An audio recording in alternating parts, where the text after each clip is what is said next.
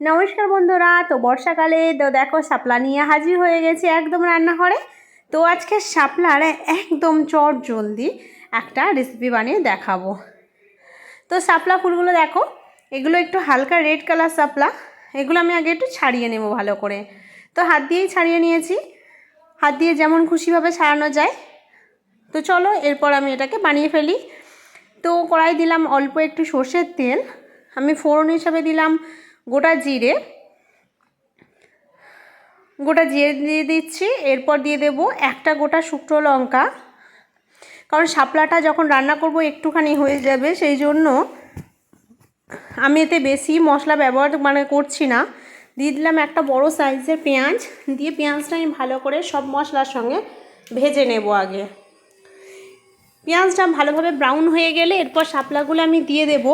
তবে বন্ধুরা একটা কথা বলি, আমি আজকে পেঁয়াজ দিয়ে প্লেন শাপলা ভাজা বানিয়ে তোমাদের সঙ্গে শেয়ার করছি। কিন্তু এই শাপলাতে যখন আমরা ভাজা খেতে যাই তখন সেগুলো একদম নেতিয়ে পড়ে, কেমন হয়ে যায়। কিন্তু আমি যেভাবে রান্না করছি ঠিক এইভাবেই করবে, তাহলে একদম সোজা থাকবে। তো হালকা দেখো হলুদ দিয়েছি, এখনও পর্যন্ত কিন্তু লবণ দিইনি। লবণ দিলে শাপলাগুলো সঙ্গে সঙ্গে ঘেটে যেত।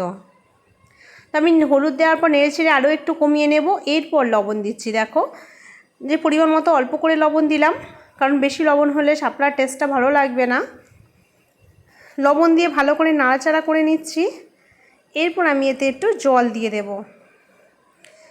জল দিয়ে জলটা পুরো শুকনো হয়ে গেছে দেখো। তোমরা চাইলে জিরে গোলমরিচের পাউডার ছড়াতে পারো, কিন্তু যেহেতু আমরা একটু ছোট্ট পুচকি খাবে সেজন্য আমি কিছুই দিলাম না। একদম শুকনো করে আমি জাস্ট হালকা করে নামিয়ে নিচ্ছি। দেখো কত লম্বা লম্বা সোজা সোজা হয়ে রয়েছে শাপলা।